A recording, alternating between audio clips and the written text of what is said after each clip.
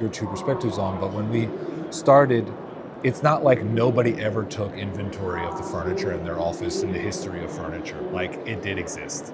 You would maybe have like a student assistant, you give them an Excel, you say, walk around the office, count the number of black tables, count the number of gray chairs, and then give it back to me at the end of the day.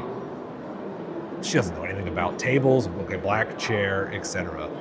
And what we saw was that it's really difficult to value the items in a secondary market when you just say black table. Okay, if you looked under the table and looked at a label and saw that, it was a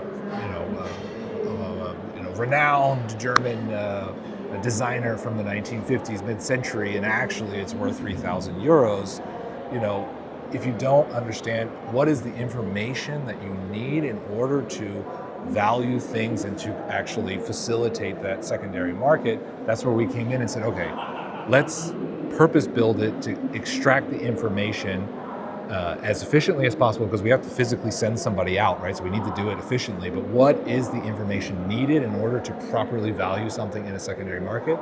So we built that, and like a wizard base where people go in and they can make these decisions. Some are optional, some are mandatory, but there is an evolving knowledge of what is the information that would drive. And like if you were to buy a PC on the secondary market, you would look at RAM, you would look at the SSD, you would look at the screen resolution, you would look at the screen size. There are pieces of information, and that might evolve over time as to, okay, I'm buying secondary, I want to know the warranty information, I want to know how I can access spare parts. There's more data I feel I need in order to feel comfortable buying something that is used. And we're trying to evolve into what is that data. We think we've got something good for the furniture currently in our scope, but we know it's ever expanding. And like any good data person, I would love to have every single piece of information humanly possible, but when you have a physical person going out and doing it, it is costly, so you have to find that balance of return on investment.